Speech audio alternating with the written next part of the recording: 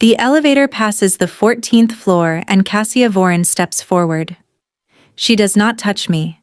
She is 1 foot from me at 11 at night, and her composure, 8 years of it, the kind that flattens conference rooms, is finally, visibly, breaking. The platinum watch catches the light once. Her face is inches from mine. She says, very quietly, that she has spent 3 weeks waiting in a lobby for me at 7 in the morning and is tired of pretending the only reason is that I write good models. The elevator is rising. She has not touched me. She has not stepped back. And I am the one who has to decide what happens when those doors open. If you want to hear uncensored, too hot for YouTube stories, check out my Patreon in the description. Tell us where you are watching from and subscribe. The first 3 weeks I had worked at Voren Strategic Partners, I had not met Cassia Voren. I had seen her, in meetings from the back row of conference rooms, in the lobby, at distance, in the all-hands video at orientation where she had spoken for exactly 4 minutes, without a single filler word. Everyone called her VP Voren or Cassia, depending on their level. Nobody used both first and last casually. The way she carried herself made the question of her first name feel inappropriate, like asking a surgeon about her dating life mid-procedure. My actual boss was Imani Reyes, Director of Marketing Analytics, the woman who managed the team I had been hired into. Cassia oversaw the entire strategy division, which technically included marketing analytics 3 layers down. There was no professional reason for the vice president of strategy to know who I was. Except Cassia did know who I was. I found this out in week 4, when an email arrived from C. Voren at 11:47 on a Tuesday night, with the subject line Q1 segmentation deck, page 14 footnote. The email said only, "Your assumption on churn correlation in the SMB cohort is the right read. Push it harder on the next iteration." CV. I stared at my phone in my studio apartment for a full minute. I had not presented to Cassia. The Q1 segmentation deck had gone through Imani and then to a senior director, and only then upward to the strategy division. Cassia would have had no operational reason to read footnote 14 on page 14 of a 40-page analyst-level deck. I showed the email to Imani the next morning. Imani had been at the company for 9 years and had survived 2 reorgs and the rise and fall of 3 CEOs. She read the email twice and looked at me with a long, professional expression that gave away nothing. "She does that," Imani said. "Don't make it mean more than it is." "What does it mean?" "It means she reads." Imani handed the phone back, refilled her coffee, and resumed her morning the way she resumed all her mornings, efficiently, without commentary, with the particular adaptability of a woman who had been one of 2 Black women in upper management at this firm long enough to know which observations she said out loud and which she kept under her tongue. I tried to take her advice. I tried not to make it mean more than it was. The Friday of week 6, I presented to a small working group on the 30th floor. 8 people, mostly mid-level, the kind of session where you brought your real model instead of the polished version. Cassia was not on the invite. She walked in 7 minutes late anyway, took the empty seat at the back of the room, and listened to the rest of my presentation without saying a word or making a note. When I finished, she asked 2 questions. Both questions identified the exact 2 weaknesses in my model that I myself was aware of, but had decided to hide behind softer language. The questions were not hostile. They were surgical. They were the kind of questions you cannot ask unless you have read the model thoroughly enough to know where its weight is bearing wrong. I answered both questions honestly, which was harder than it should have been, because Cassia Voren's full attention turned in your direction was a physical sensation. It was like a small cold spotlight that did not move until it was satisfied. The other people in the room kept their faces very still. I had the dim sense that they were taking notes about how I was handling it. After the meeting, Cassia stopped at the door. "Solano." Yes? The model is good. Tighten the two assumptions before the next presentation. She walked out. I stood in the conference room for a moment and noticed my own pulse. It was doing something faster than the situation called for. I told myself it was the standard reaction. Cassia Vorn was the kind of executive whose attention pinned you to a wall regardless of who you were. Everyone reacted to it. The reaction did not mean anything. I continued telling myself this for the next 7 weeks, during which Cassia's name appeared 3 more times in my professional life. Once as a CC on a strategy memo where my name appeared as one of 3 contributors. Once in a hallway pass at the elevator bank where she had nodded at me without breaking stride, and somehow that small nod had felt like a marked card. And once in a Friday evening message at 6:53 that said only, "Saw your revised SMB cohort work. Better. CV." The Wednesday in February that started everything, I had been working a client presentation that ran until almost 7. I had been the last person leaving the 32nd floor conference room, gathering my laptop and my notes, when the door opened and Cassia walked in to pick up a folder she had apparently left on the credenza earlier in the day. We were alone for the first time. She crossed to the credenza, retrieved the folder, and turned to leave. She was in a charcoal suit with the platinum watch on her right wrist that I had now seen close enough to identify as a Cartier tank, the kind of object that a person does not buy herself but is given by someone who knew exactly what to give. I had been cataloging these details for 3 months without knowing I was doing it. She paused at the door. Long day. Long week, I said. But the client signed. I saw the contract this morning. Imani sent it up? Imani sent it up. A short silence. She was holding the folder, but she had not yet left. The 2-foot distance between us in the conference room doorway felt very specifically 2 feet. Measurable, present. The kind of distance a person becomes aware of only when she has stopped pretending not to be aware of it. "Have a good night," Cassia said. And I, who was tired, who was not thinking, who was 30 seconds from the elevator and the train and my bed, said it without considering it. "See you tomorrow." I said it the way you say it to anyone, the way you say it to a person at the coffee cart, to a security guard, to a colleague whose name you do not yet know, but whom you will probably see again. A throwaway phrase, an ordinary courtesy. Cassia looked at me for 1/2 second too long. Then she said, "Tomorrow," and walked out. I took the elevator down, got on the train, went home. I did not think about it again.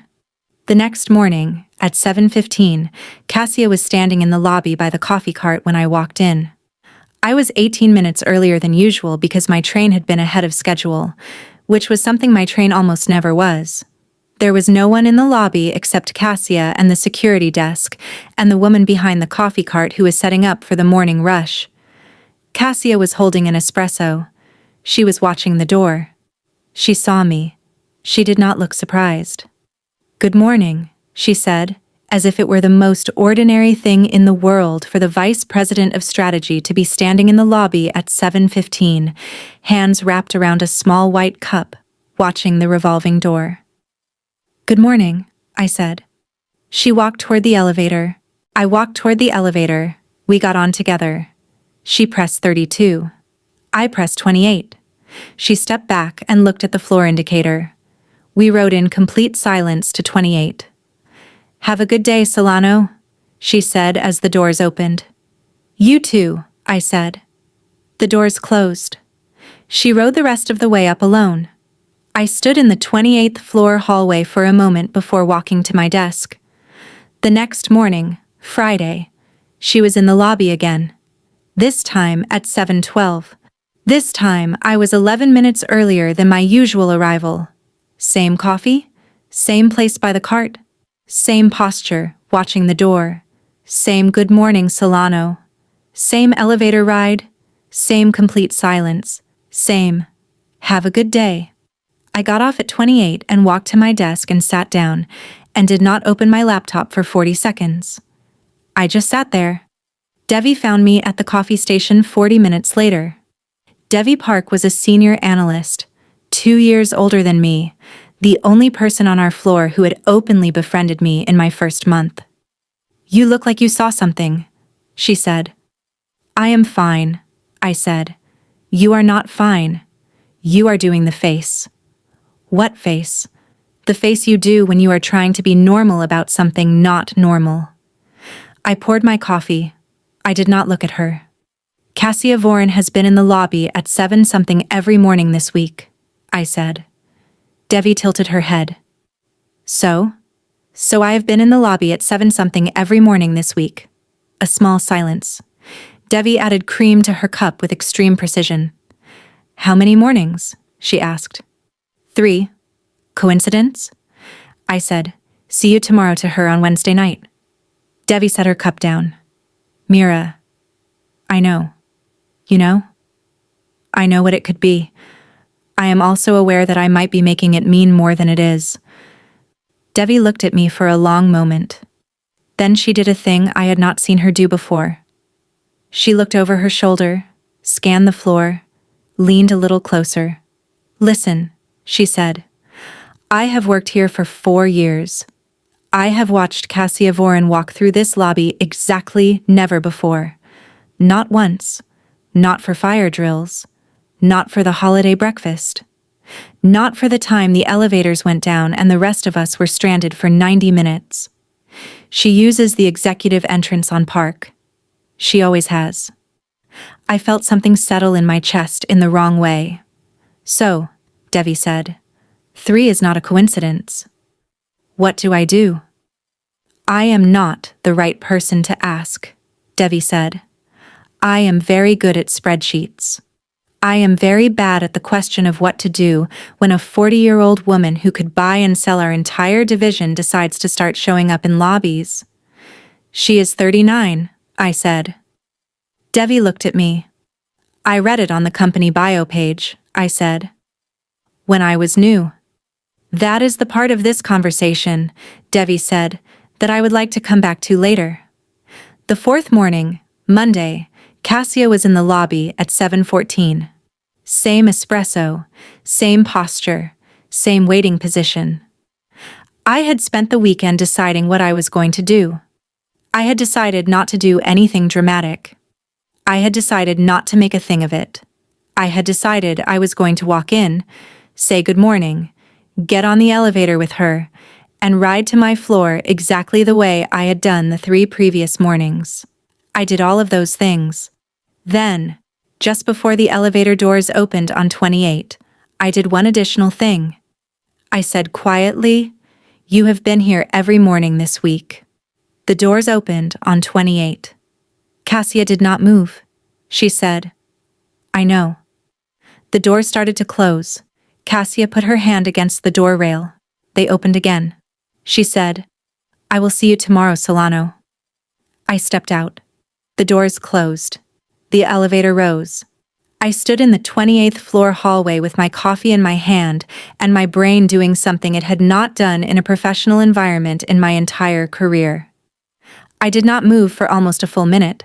The pattern continued for the rest of the week.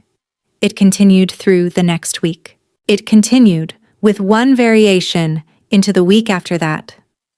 The variation was that on Wednesday of the 3rd week, Cassia arrived at 7:20 instead of her usual 7:12 to 7:15, and when I walked in, she was already by the elevator, and her face, only for the half second before she saw me, was doing something I had never seen it do. It was doing concern. It was the face of a person who had been waiting and had begun to think that the person she was waiting for was not coming. Then she saw me. The face went back to the composed neutral she wore the way other people wore clothes. "The train," I said. "I assumed," she said. We got on the elevator. Halfway up, in the middle of the silence that we had now established as the form our mornings took, she said something I had not expected. "You are working on the Halcyon brief." It was not a question. The Halcyon account was the biggest new business win the firm had landed in 2 years, and the analytics work was being run out of Imani's team. I had been pulled onto the project 3 days earlier as one of 4 supporting analysts. The work had not yet hit anyone's radar at the strategy division level. "Yes," I said. "The model you are running on retention segmentation is interesting," she said. "There is a third dimension you have not introduced yet. Touchpoint frequency in the first 30 days. Consider it." The doors opened on 28. I considered it that morning at my desk. The touchpoint frequency variable, when I added it to the model, immediately improved the R-squared by 11% and answered a question that the senior team had been circling without naming. It was the kind of insight that did not come from someone glancing at a deck. It came from a person who had sat with the problem and thought about it specifically.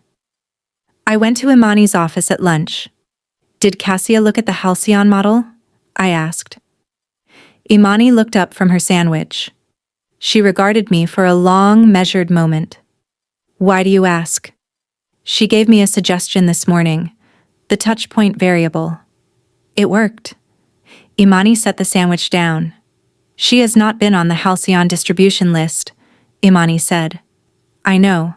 The model is on the shared drive. She could pull it. She has access." "I know."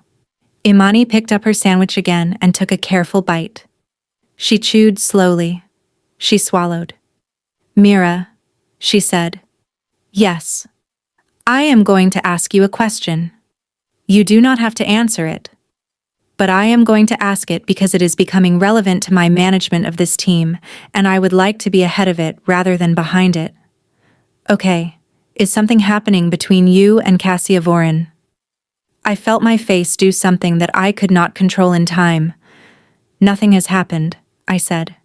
Imani nodded slowly. "That is what I thought," she said. "Which is, in a way, more complicated than the other answer would have been." I did not know what to say to that. Imani leaned back in her chair. She looked at me with the particular kindness of a woman who had been in this industry long enough to have seen many specific versions of this conversation. "I am going to tell you 2 things," she said. "First, Cassia is a person of unusual professional discipline. She does not act outside structure. Whatever is happening, she is managing it inside the structure she has, which is a structure that does not include doing anything that could affect your career here. Trust that part of her. It is real." "Okay." "Second, you are 3 months into your first big firm role. You have a long professional life ahead of you. Do not, under any circumstance, let yourself be put in a position where the answer to anything about your career is shaped by anyone's feelings, including your own. You are the one with the most to lose in this configuration." "I am the one with the most to lose," I repeated. "You are the one with the least power," she said. "Those are the same thing." I nodded. Imani looked tired in the way people look tired when they have spent a long time protecting other people from things they themselves had not been protected from. "Go," she said. "The model is good. Push the touchpoint variable into the next iteration. Do not tell anyone where the suggestion came from." I went. The next morning, Cassia was in the lobby at 7-Eleven, and I was in the lobby at 7-Eleven, and we got on the elevator together and rode in silence, and she said, "Have a good day, Solano at 28. And I said, "You too," and the doors closed and the world continued. 3 days later, the Halcyon project pulled in a senior consultant from one of our partner firms. Her name was Lane Whitcomb. She was 41 years old, came in with a reputation built across 6 years at a boutique strategy house in Chicago, and was joining us on a co-lead basis. She was tall. She had the kind of voice that filled rooms without being raised. She also, within an hour of arriving in our offices, identified me as the analyst whose model she wanted to work with most closely. "I want Solano on my working group," she said in the first kickoff meeting. She said it looking at me, nodded Imani, in a way that was not inappropriate exactly, but was also not the way people usually requested analyst time. Imani said, "Solano is one of 4 supporting analysts on this engagement. I am happy to have her contribute to your working group as her capacity allows." Lane smiled. She had a good smile. She used it well. "Excellent," she said. I did not look at Cassia, who was in the meeting because Lane was a partner firm presence, and the strategy division wanted to set the right tone of welcome. I did not look at her at the start of the meeting, and I did not look at her when Lane requested me by name, and I did not look at her when the meeting ended. I did not look at Cassia because I could feel her not looking at me. The not looking had a temperature to it. After the meeting, I went back to my desk. Devi rolled her chair over within 4 minutes. "That was something," Devi said. "What was something?" "You did not see Cassia's face when Lane Whitcomb said your name like that." "I did not see Cassia's face, no." "You should have seen Cassia's face. What was it doing?" "It was not doing anything. That was the something."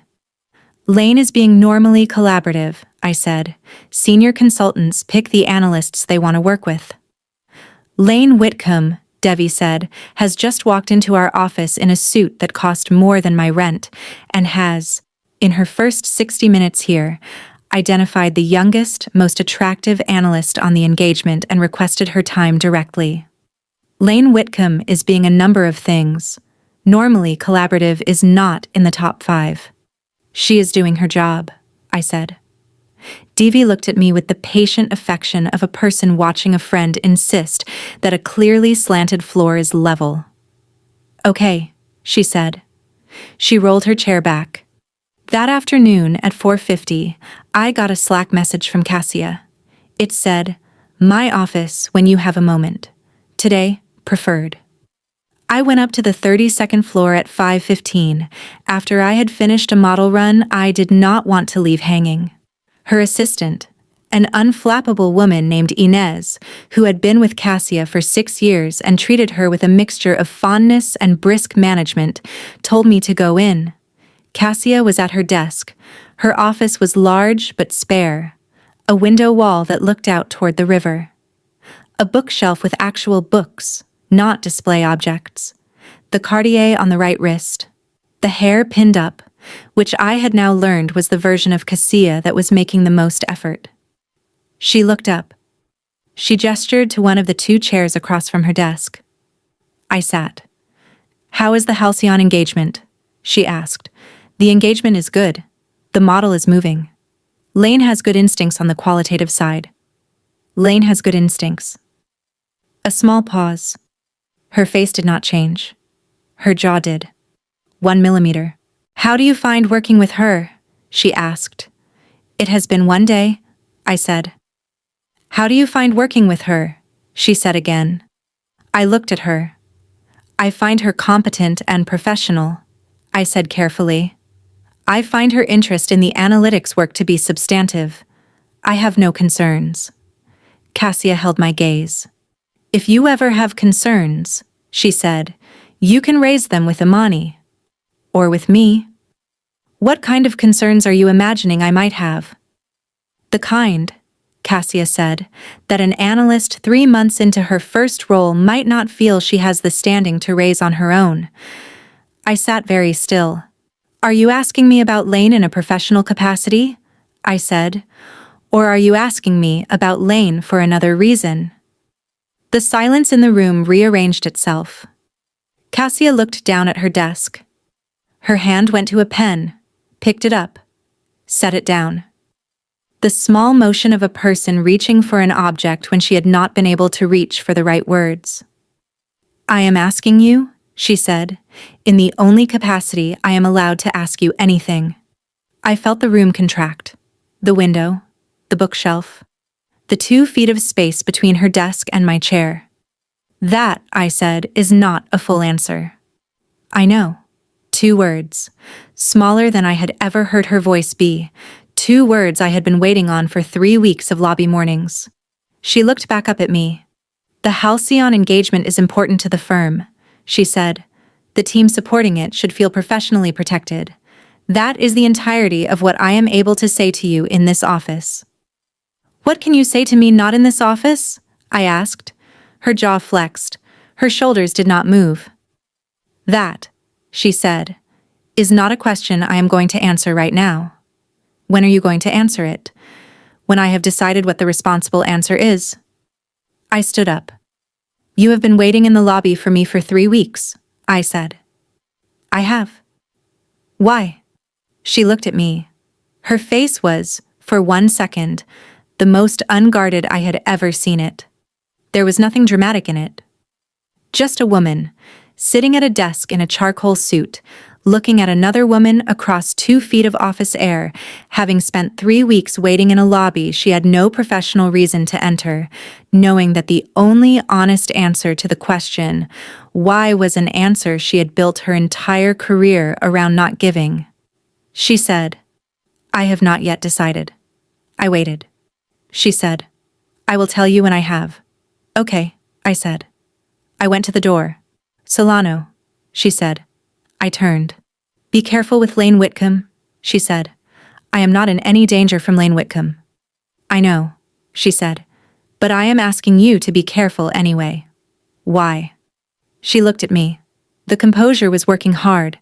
I could see the work at the edges. Because, she said, I do not have the right to ask you to be, and I am asking you anyway. I held her gaze. Have a good night, Cassia, I said. I had never used her first name in this building. Something moved across her face. Have a good night, Mira, she said. She had never used my first name, not in any meeting, not in any email. Not in any of the 15 mornings she had said have a good day, Solano in an elevator she had no reason to be in. I walked out. I rode the elevator down 28 floors. I sat on a bench in the lobby for 10 minutes before I could go to the train. The next 2 weeks were the longest of my professional life. Lane Whitcomb continued to be Lane Whitcomb. She did the things people in her position do when they are interested in a younger colleague without crossing any line they could be held to. She invited me to working coffees. She copied me on emails I did not need to be copied on. She stood slightly closer to me at the whiteboard than the work required. She used my first name. I held the line. I always held the line. Cassia, for her part, did not say anything else to me about Lane. She did not have to. The temperature of the not saying said everything that the saying would have said. She was in the lobby every morning at 7-something. We rode the elevator together every morning. She said, "Have a good day, Solano," every morning. I matched her register. I called her Cassia in my head, and VP Voren in any room where anyone could hear, and nothing at all in the elevator, because the elevator did not require words. The Halcyon final presentation was scheduled for a Thursday, at the offsite the firm hosted every year at a hotel in the city. A one-night thing, dinner and presentations, and the kind of strategically casual networking that the firm liked to do once a year to make the staff feel valued before sending us back to our actual jobs. I was presenting a 15-minute segment of the model work. It was the biggest exposure I had had in my 3 months at the firm. Imani had walked me through the deck twice and told me that the thing to do was to present the work the way I would present it to Imani, which was to say, with full conviction in the analysis and zero performance of confidence I did not feel. The presentation went well. The dinner that followed went less well. Lane Whitcomb sat next to me at dinner. She had arranged it. The seating chart had not assigned us together, and she had quietly swapped name cards before anyone sat down. I noticed because I noticed everything in that room. Cassia was at a table 2 over, with the partners and the senior directors. She did not look at our table. She did not have to. Lane was warm. Lane was funny. Lane talked to me about the work and then talked to me about other things.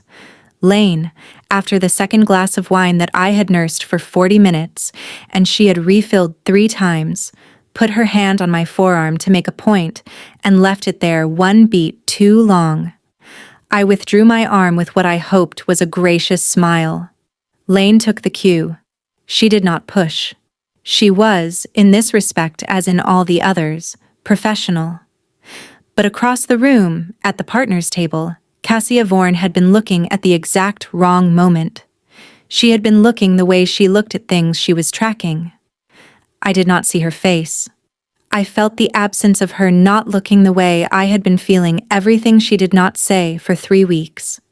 After dinner, the partners moved to the bar, and the rest of us were politely encouraged to do whatever we wanted with the evening. Most of the analysts went up the street to a wine bar Devi had picked. Lane invited me to stay for a drink at the hotel bar with her and 2 senior consultants. I declined as gracefully as I could and went up the street with Devi. We had 1 drink. Devi watched me carefully. She did not say anything about Lane, and she did not say anything about Cassia. She said only, "You did very well in the presentation. I am proud of you." "Thank you," I said. We walked back to the hotel together. It was 11. The lobby was mostly empty. Devi went up to her room.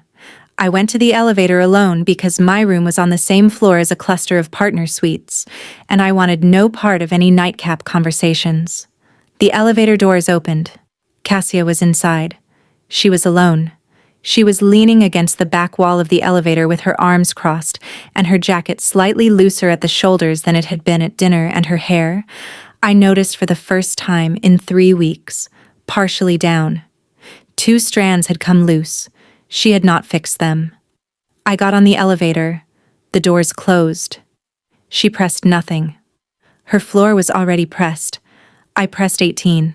She watched the indicator light up. "What floor are you on?" I asked. 22. "Okay." The elevator started to move. "I saw you with her at dinner," Cassia said. I sat the words down between us in the elevator and let them be there for a second before I responded. She put her hand on my arm. I moved it. That was the full extent of what happened. "I know." "How do you know?"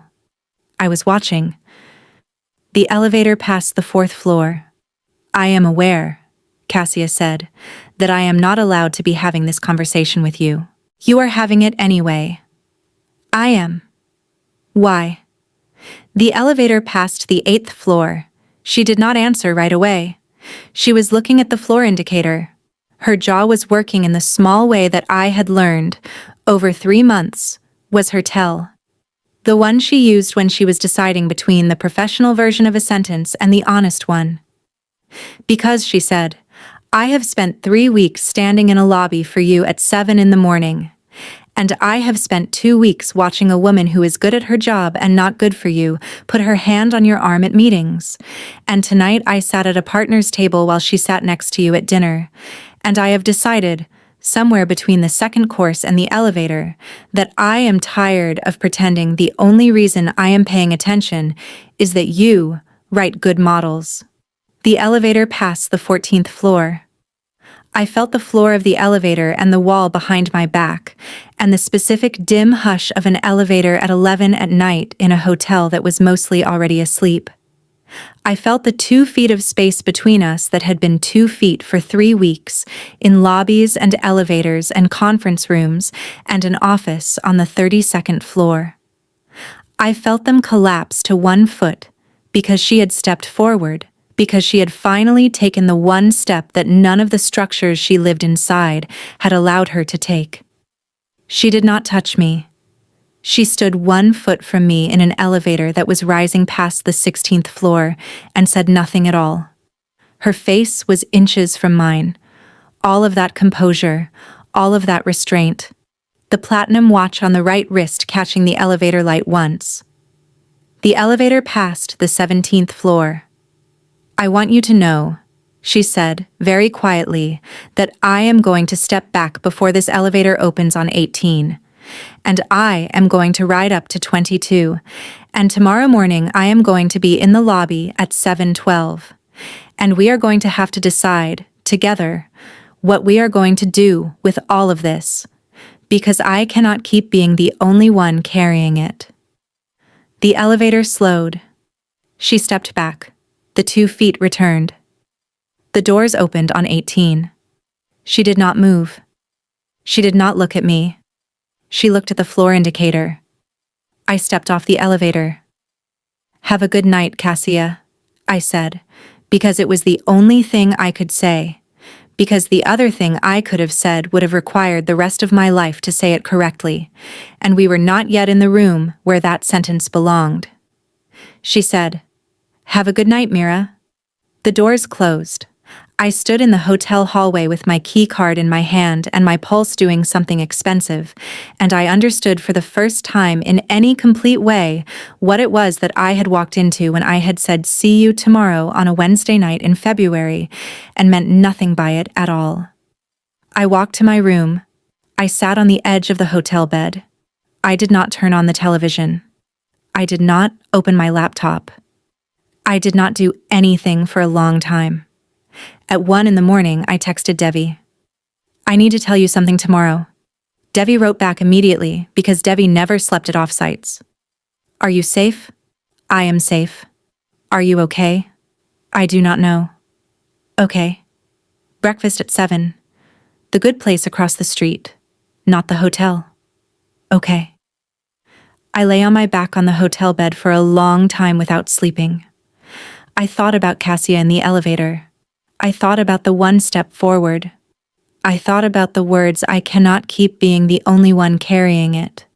I thought about what it meant to be asked to carry something with someone, and what it would cost both of us to say yes, and what it would cost both of us, and which of us it would cost more to say no. At 3, I finally fell asleep. At 6:15, my alarm went off. At 7, I was sitting across from Devi at the good place across the street, and Devi was looking at me with the patient seriousness of a person who had already decided not to make me say anything I did not want to say. I said, "She stepped forward in the elevator last night."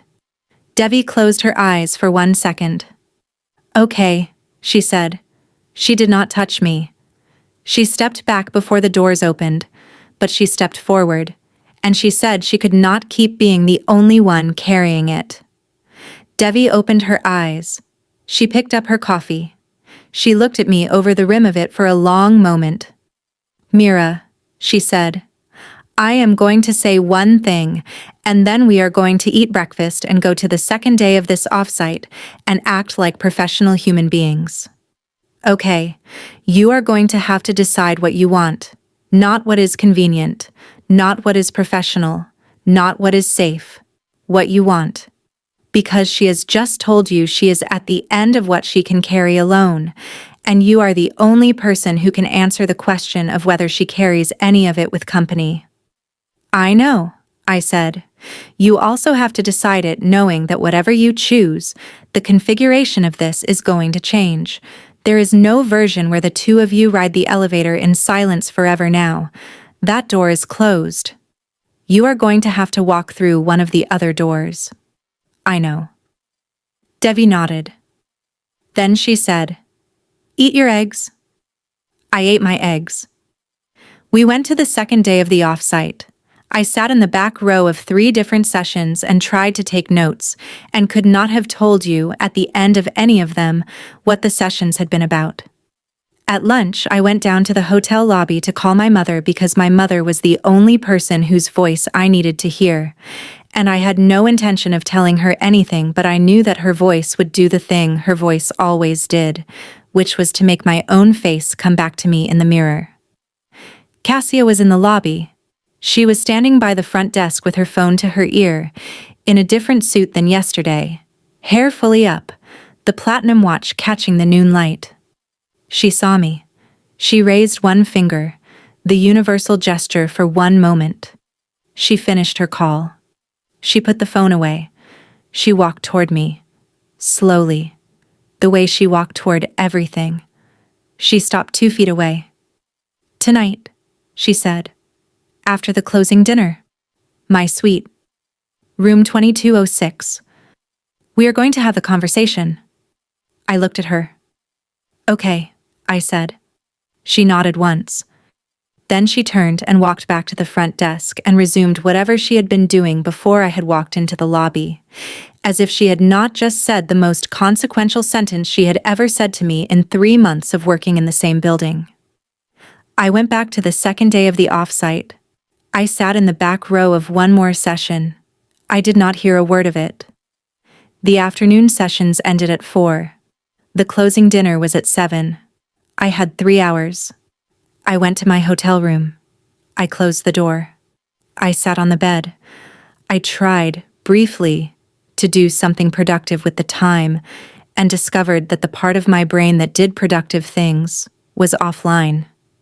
I did the only thing I could think of, which was to take a long shower with the water hotter than I usually liked it, and then put on the dress I had not worn the night before, a dark green one that Devi had told me I should bring, even though I had thought I would not bother, and do my makeup with the same precision I brought to everything, because precision was the only thing keeping me on my feet.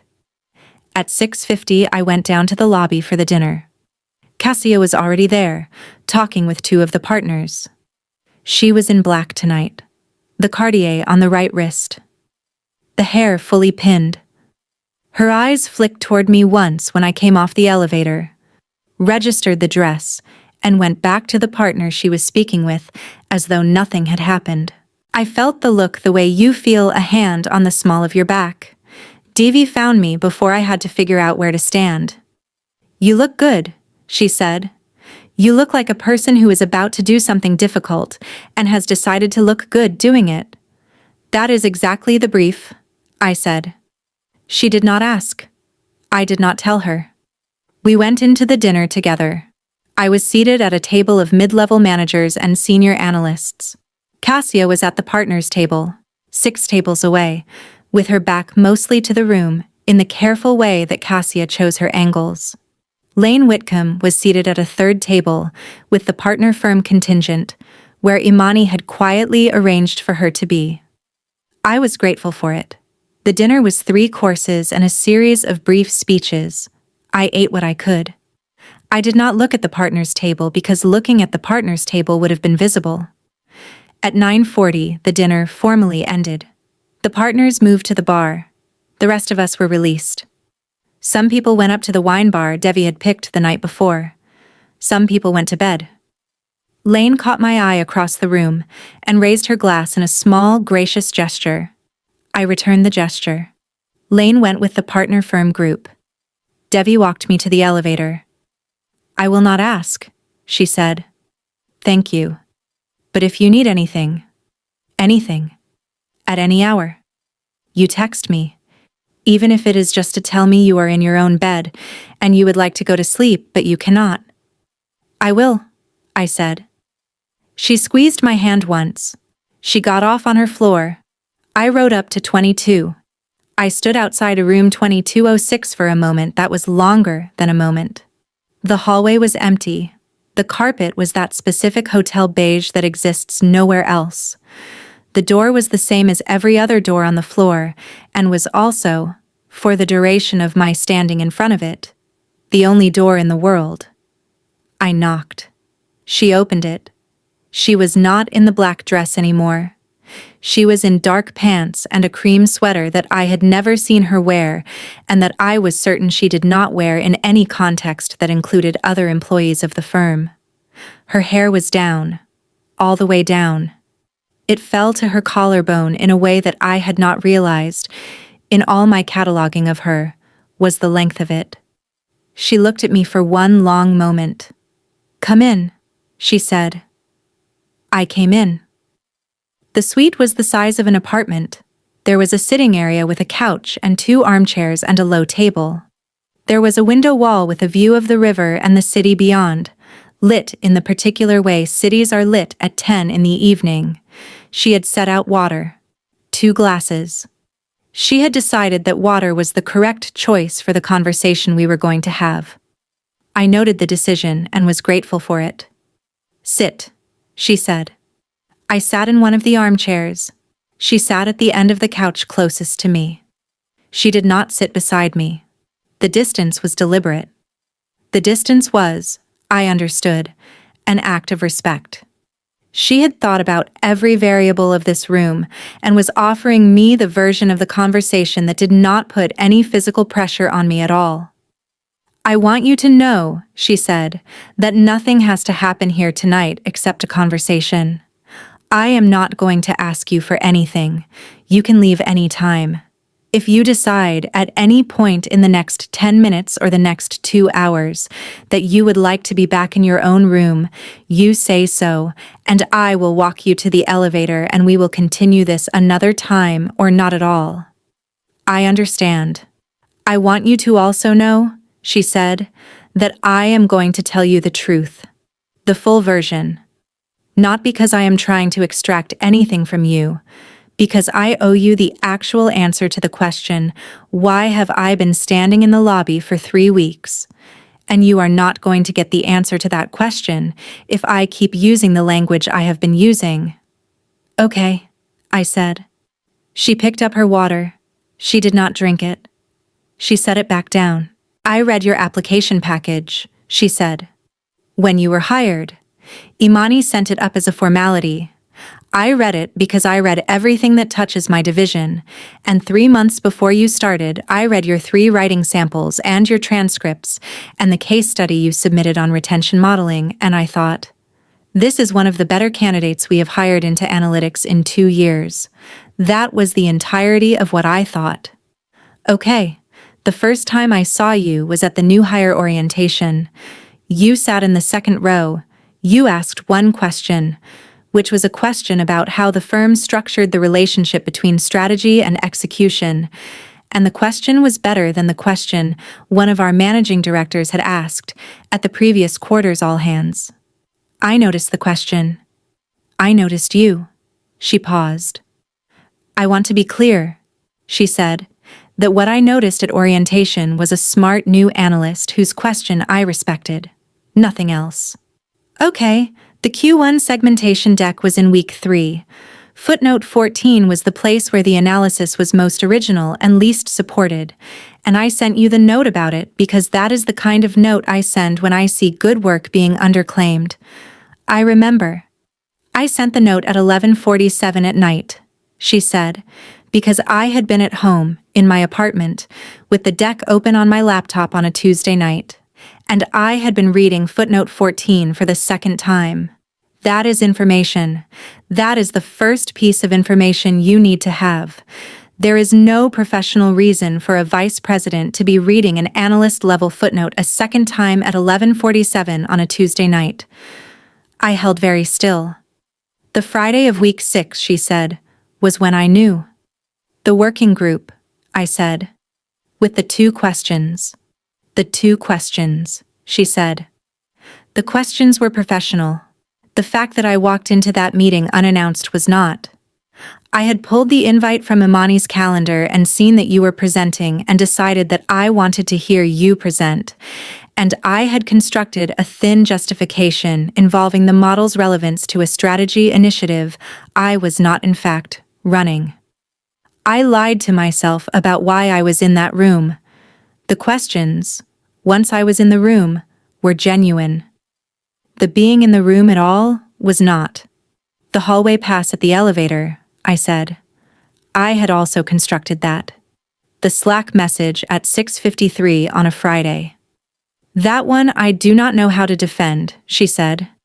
That one was me, in my office on a Friday evening, having checked your work for the 3rd time that week, allowing myself to send a message because the message was professionally defensible, and I had decided to ignore the question of whether it was professionally necessary. Okay, the Wednesday in February, she said. The conference room, the folder. The folder was real? The folder was real, she said. I had left it there earlier. But I had left it there at 4. I came back for it at 6:58, after I had checked the conference room schedule, because I knew your client presentation had been on the books until 7. I exhaled slowly. You set up the conference room moment, I said. I did not set it up. I knew the variables. I positioned myself inside them. There is a difference, and I want you to know I am aware of which side of the difference I was on. When I said, See you tomorrow, I said. She looked at her hands. She looked at the water. She looked back at me. When you said see you tomorrow, she said, I went home. I sat in my apartment. I did not sleep. At 5 in the morning, I got up and dressed and went to the office. And I went to the lobby instead of the executive entrance, and I waited for you. And when you walked in, I had every intention of acting as though it were a coincidence. And I did. And I have continued doing so for 3 weeks. And the act has gotten harder every morning instead of easier, which is not what I had expected. What did you expect? I expected, she said, that I would stand in the lobby once or twice and the strangeness of it would shock me back into proportion. That I would feel ridiculous. That my professional self-image would reassert itself. That is not what happened. What happened was that you said good morning to me with the same small, unself-conscious kindness every morning, and I started looking forward to it. And somewhere in the second week, I understood that I was not going to be the one to stop. I held my water glass without drinking from it. What about Lane? I said. She looked at the window for a long moment. Lane, she said. Lane is a competent and ambitious consultant who has correctly identified that you are talented and incorrectly identified that you might be available to her in some capacity beyond professional. Lane is not a danger to you. I told you to be careful with her because the act of watching her put her hand on your forearm at our daily working sessions was making me less stable than I had been in 8 years, and I needed you to understand that the not stability was not your problem to solve, but I could not stop myself from at least asking you to be aware of it. You were jealous, I said. The word lay in the room. Yes, she said. I had never heard her use that word about herself. I would not have known before tonight whether the word had any operational meaning in her vocabulary. Hearing her use it now was like watching a building shift on its foundation in some small, structural way that you would not have believed possible if you had not seen it happen. I sat with the word. Tonight, she said, I sat at the partners' table and watched her sit next to you at dinner. I had not arranged the seating. I would not have arranged the seating, even if I had been asked. I have spent 8 years not arranging seating, but I sat at the partners' table tonight and I watched her sit next to you, and I understood that the version of me that has been managing the situation for 3 weeks is not a version I can sustain, and I decided in the middle of the second course that I was going to ask you up to this room and tell you the truth. Why? I said. She looked at me. Because, she said, you have been carrying half of this without my asking you to carry it, and without my acknowledging that you were carrying it, and that is the version of me I cannot continue to be. If you are going to carry any of this, you should at least know what you are carrying, and you should get to decide whether you want to. I looked at her in the cream sweater with her hair down, and her watch on the wrong wrist, and the precision of every word she had just spoken, and I understood that what she had just done was the most exposed she had been in a professional relationship in years. The elevator last night, I said. The elevator last night I should not have done. But you did. But I did. You stepped forward. I stepped forward. Why did you step back? She looked at me for a long moment. Because, she said, I am still your superior in the organizational hierarchy of a firm that employs both of us, and I have been making decisions that have affected your access to senior leadership and your visibility on this engagement and your professional trajectory for 3 months without disclosing any conflict. And there is no honest version of me touching you in an elevator while all of those things are also true. I felt my throat tighten in a way I had not been expecting. So why? I said. Why bring me up here? Because the conversation is not the same thing as the touch, she said. The conversation is something I can give you tonight without making your career a hostage to my feelings. A long silence opened in the suite. What are you going to do? I asked. She breathed out slowly. She had been waiting for the question. Tomorrow morning, she said, I am going to call Annette Liu. She is our Chief Human Resources Officer. I have known her for 11 years. I am going to tell her that I have been managing an undisclosed conflict of interest that has affected at least 3 operational decisions I have made about an analyst in my division. I am going to provide the specific decisions. I am going to recuse myself from any further involvement with the marketing analytics team. You will lose the oversight of marketing analytics. I will. The oversight will move to Daria Holm, who has been ready for it for 2 years, and who Annette will install within the week. What happens to you? There will be a review. The review will be brief, because I am the one initiating it, and because I am offering accountability rather than requiring it to be extracted. There will likely be a formal reprimand placed in my file. I will likely be asked to step out of any direct decision-making role involving you for the remainder of your time at this firm or the remainder of my time at this firm, whichever is longer. You could be fired, I said. I will not be fired, she said. I am disclosing voluntarily. I am offering remediation. That is the structure for this situation, and the structure will hold. But it does not matter, in the sense that I would rather be fired than continue to be the person I have been for the past 3 months. You are going to lose the Halcyon engagement, I said. I will not be involved in the Halcyon engagement after tomorrow morning, she said. The team is capable. Daria will provide oversight. The work is good. The work is yours. I am removing myself from the chain that connects my feelings to your performance reviews, and that is the only thing I should have done in October when this started. October, I said. October. I held that. October was 5 months ago. October was the 2nd week of my employment. You have been carrying this for 5 months, I said. I have. Without telling me. Without telling you. Why are you telling me now? Because, she said, the disclosure to Annette is the institutional accounting. You deserve the personal one. You deserve to know what was happening before you read about my recusal in a 1-line email from Human Resources at 9 in the morning. I looked at her. The composure had not broken. The composure was, in fact, what she had been using to deliver every word of the past 40 minutes. The precision of someone who had decided to take responsibility for something difficult and had organized herself around the responsibility rather than around her own protection. I wanted to cross the room. I did not cross the room. Cassia, I said. She looked at me.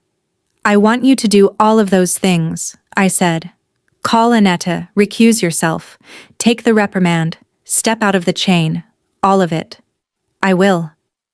I want you to do all of those things because they are right, I said. Not because I am asking for them. I understand.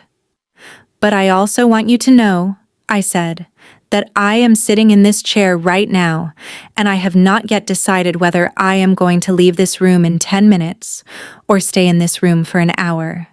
She held very still.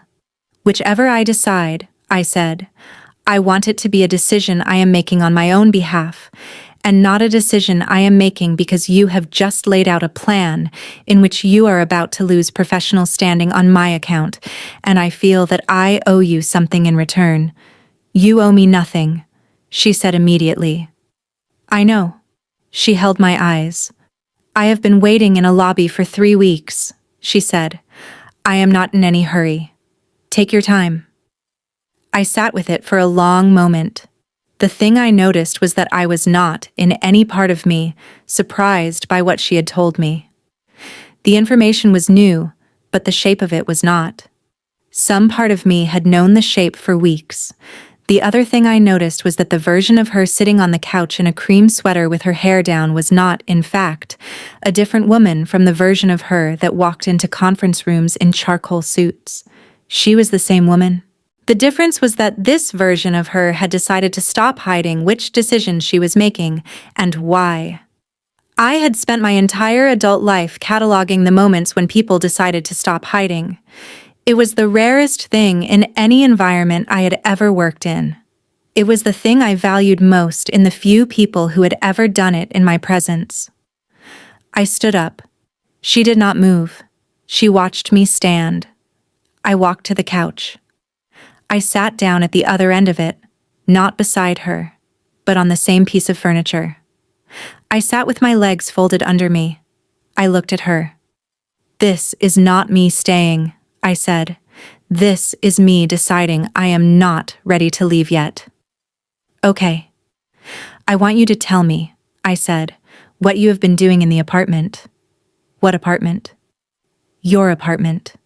The one where you were reading footnote 14 at 11:47 on a Tuesday night." A small thing happened at the corner of her mouth. Not a smile. The structure of a smile suppressed.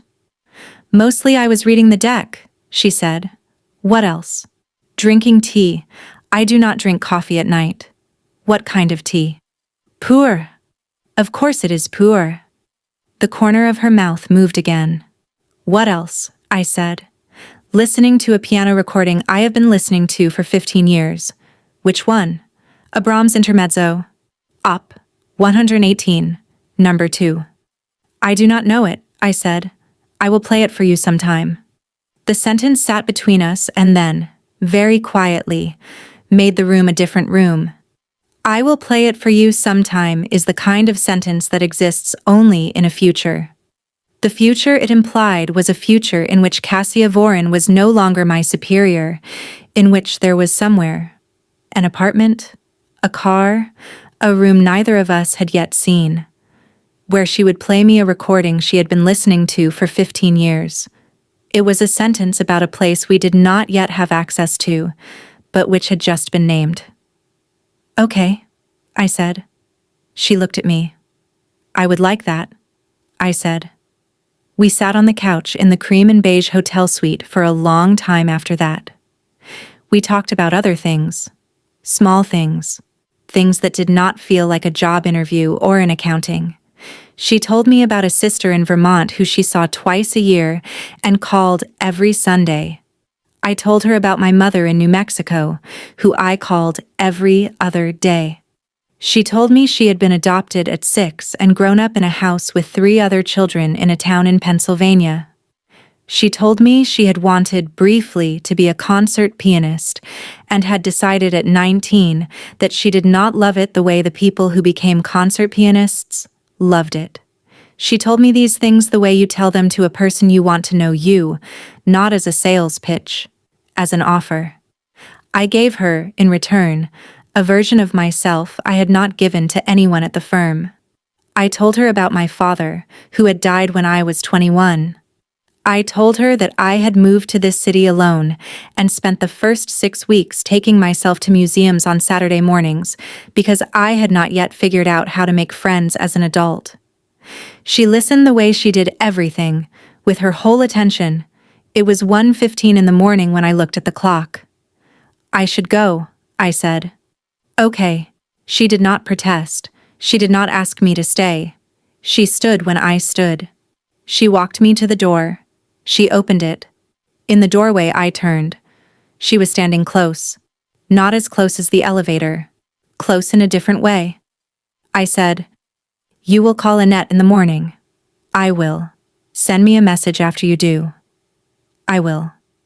"And then," I said, "after the review and the recusal and whatever else has to happen, after all of it, I would like to know what kind of pour you drink." A small thing moved across her face. "Yunnan," she said. "Aged.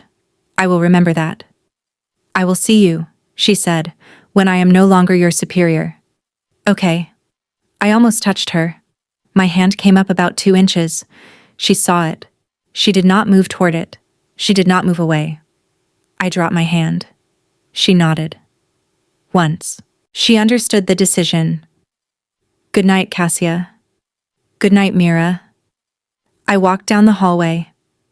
I did not look back. I rode the elevator to 18. I went to my room. I locked the door. I sat on the edge of the bed for a long time. At 2:10 in the morning, I texted Devi. I am in my own bed and I would like to go to sleep, but I cannot. Devi wrote back immediately. Are you safe and are you okay? I am safe, I wrote. I am okay in a complicated way. Nothing happened. The conversation happened. She is going to disclose tomorrow morning. A long pause. Devi wrote, Good for her. Good for her, I agreed. Sleep, Devi wrote. We will talk tomorrow. I slept. I slept badly. I slept anyway. At 9 the next morning, my phone buzzed. It was from Cassia. It said, Done. CV. At 9:12, there was a calendar invite for an all-hands of marketing analytics at 10:30. The invite came from Annette Liu's office. The subject line read, Organizational Update. At 10:30, I sat in the conference room with the rest of the analytics team. Imani was at the front of the room. Annette was beside her in a navy suit, with the institutional calm of a senior HR officer who had handled many such situations and who would handle this one with the same dispatch. Annette spoke for 4 minutes. She announced that VP Vorin had requested a recusal from oversight of marketing analytics, effective immediately, citing an undisclosed conflict that VP Vorin herself had brought forward and was now addressing through internal review. She announced that Daria Holm would assume direct oversight of marketing analytics effective immediately. She did not name me. There was no professional reason to name me. Devi did not look at me. Imani did not look at me. Daria stood up, walked to the front of the room, and gave a brief, gracious set of remarks about looking forward to working with the team. She said the words, VP Vorin has built an exceptional analytics function and I will honor that work. She meant it. Daria was a serious person. The meeting ended at 11. I went to my desk. I sat down. I did not open my laptop for 40 seconds. Then I opened my laptop and got back to work. Because the work was real, and the Halcyon engagement was real, and the model was mine, and there was nothing else in that moment that I could productively do about any of it. The next 2 weeks at the firm were the strangest 2 weeks of my career. Cassia was in the building. I knew she was in the building because I saw Inez in the lobby cafe, and Inez said good morning to me in a tone that confirmed that Cassia was upstairs in her office. But Cassia was not at any of the meetings I was at. Cassia was not in the elevator at 7:15. Cassia did not send me messages. Cassia did not appear unexpectedly at a working group or pass me in a hallway with a small, unreadable nod. She had done exactly what she had said she would do. She had stepped out of the chain. The absence of her was the most visible accounting of the relationship between us that there had ever been. I noticed the absence the way you notice a piece of furniture that has been moved out of a room you sit in every day. The room was the same room. The furniture was not where it had been. I worked. I worked harder than I had worked in 3 months. The Halcyon model went into its final form. The presentation to Halcyon's executive team happened on a Thursday and was, by the metric of the senior consulting team, a complete success. Daria sent a brief note to Imani that mentioned my work specifically by name. Imani forwarded the note to me with the subject line, For your file. Lane Whitcomb wrapped up her engagement and went back to Chicago. On her last day, she stopped by my desk to say goodbye professionally and warmly and did not extend any invitations beyond the boundary of work. I was grateful for the grace of it. Devi began to ask me, with increasing concern, whether I had heard from Cassia. I had not. I am giving her time, I said. She is giving me time. It is the agreement. You have an agreement, Devi said. We have an unspoken agreement. That is the worst kind of agreement. It is the only one we could have, I said. Devi did not press. 3 weeks after the disclosure, Daria called me into her office. She told me that based on my work on the Halcyon engagement and on a review of my performance over the prior 3 months, she was promoting me to senior analyst, effective immediately. She said the promotion had been Imani's recommendation and had been seconded by Annette Liu's office. She said that she wanted me to know it was a promotion on the merits and that she had reviewed the entire promotion package herself. She did not mention Cassia. There was no professional reason to mention Cassia. I thanked her. I went back to my desk. I sent a message to my mother. I sent a message to Devi. I did not send a message to Cassia. That night, I sat in my apartment and thought about the difference between what Cassia had done for me operationally over the past 3 months and what she had now stepped out of doing. The promotion had come through a chain that did not include her. Daria had run it. Imani had recommended it. Annetta had cleared it. Cassia's name was nowhere on the package. It was the cleanest professional moment of my year. I understood why she had insisted on the recusal. She had wanted exactly this. She had wanted there to be no doubt, including, especially in my own mind, that what I had earned was what I had earned. I started writing her a message. I deleted it. I wrote it again. I deleted it. Then I wrote, I was promoted today. Senior analyst. The package went through Daria. I sent it. She wrote back within 90 seconds. CV. Congratulations. That was all. I did not write again. She did not write again. We left it there. 6 weeks after the disclosure, Annette Liu's office published the results of the internal review. The review had concluded that VP Vorin had appropriately disclosed a conflict and had appropriately recused. The formal reprimand had been placed in her file. She had been asked to take an interim role for a period of 6 months in a different division, specifically a transition management role, helping to integrate a recently acquired boutique firm into the company's broader strategic operations. The role was a real one. It was also, transparently, a distance role. She would not have authority over anyone in marketing analytics. That evening, I sat in my apartment and decided I had given it enough time. I wrote, I would like to know what kind of puer you drink. I would also like you to play me the Brahms. I sent it. 2 minutes later, she wrote, When? I wrote, Saturday. Anytime you want. She wrote, 3. My apartment. I will send the address. She sent the address. I sat on my couch holding my phone for a long time. That Saturday at 3, I rang the bell of an apartment in a building near the park, on a street I had never walked down, on a floor I had never been to. The hallway was carpeted in the kind of carpet that absorbed sound. The door was a heavy wood door with a brass knocker that looked like it had been there for 50 years. She opened the door. She was in dark jeans and a gray sweater, hair down, no watch. The kitchen behind her smelled like tea. The apartment behind the kitchen was full of books and a piano and a long couch and a window that looked out toward the park. And it was, immediately, the most Cassia Vorin-shaped space I had ever been in. Come in, she said.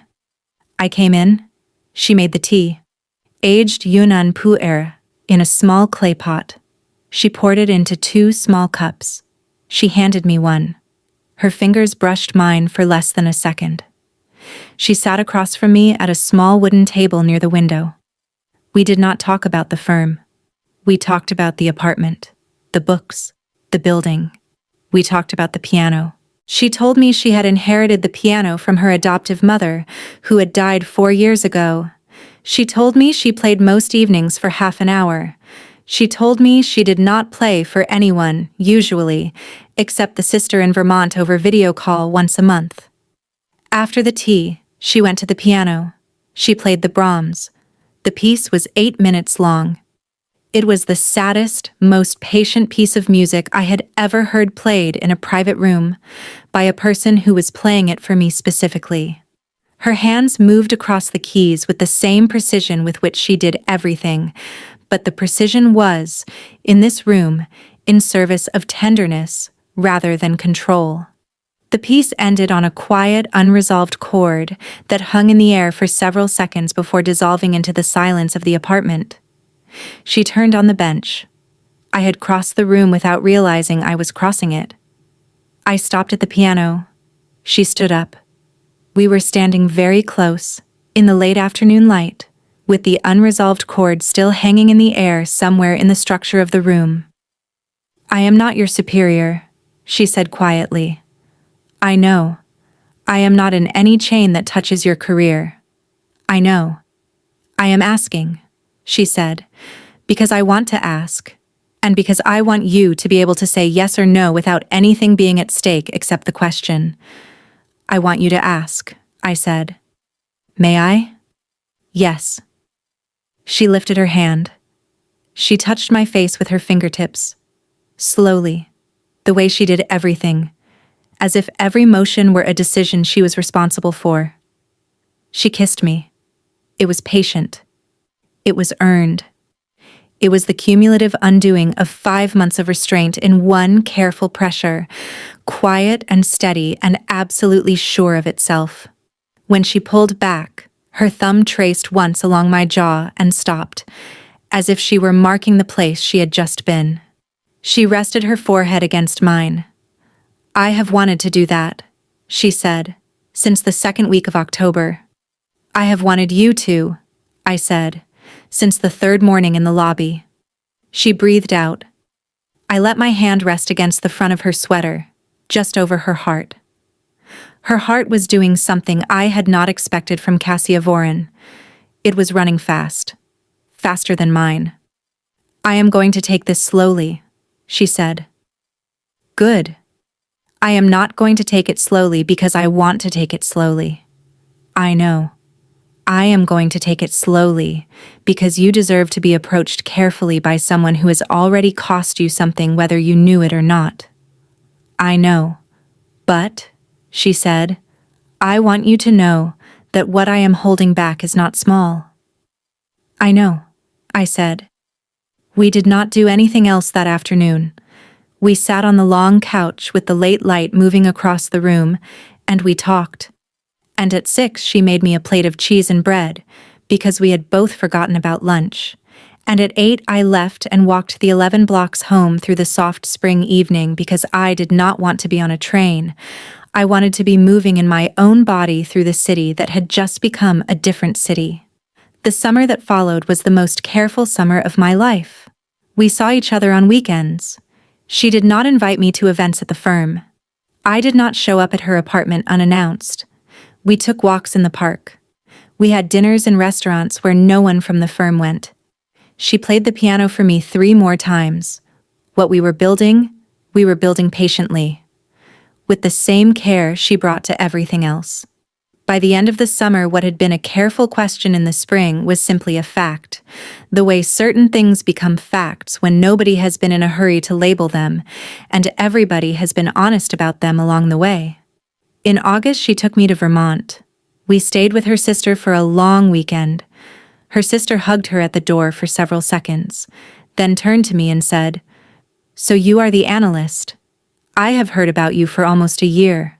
The hug she gave me was the hug of a person who had been waiting to meet me.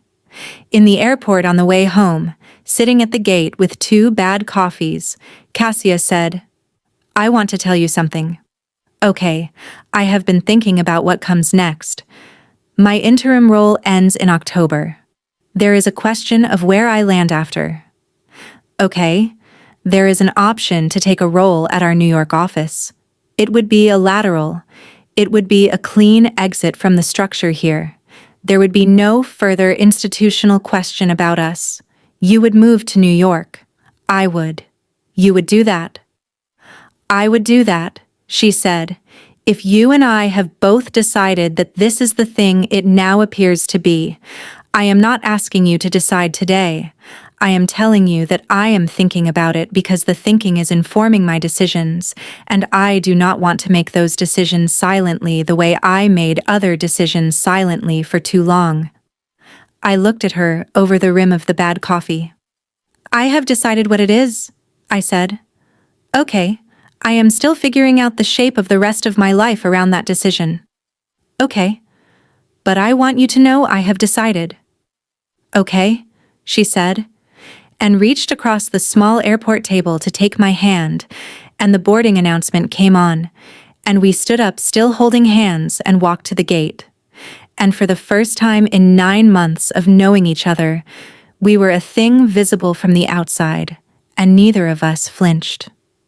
In October, she announced her transfer to the New York office. The announcement was professional and unremarkable. She gave the standard speech about new opportunities and continued partnership with the Home Office. Annette Liu sent a brief note thanking her for her contributions. The firm threw a small farewell at a restaurant near the office. I attended as a senior analyst on the marketing analytics team. I sat at a table with Imani and Devi and 3 other colleagues. At the end of the dinner, Cassia made brief remarks. She thanked the partners. She thanked her team. She thanked, by name, several people whose work had mattered to her over 8 years. She did not name me. There was no professional reason to name me.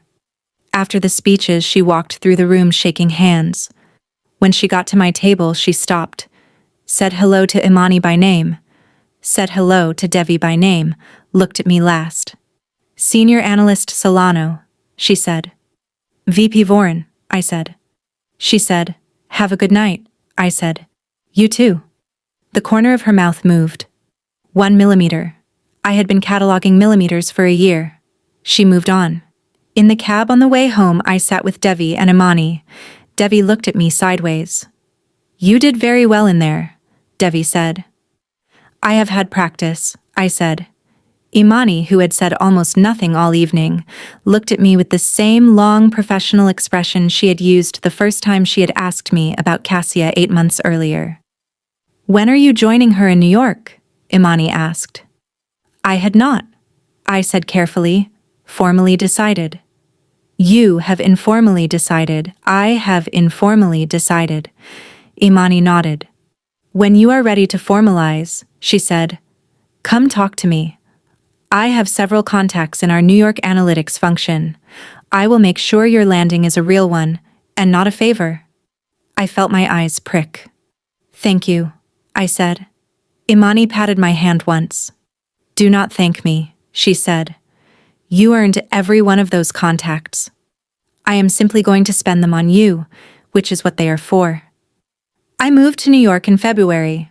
1 year, almost to the day, after I had said see you tomorrow to a vice president in a conference room doorway, and meant nothing by it at all.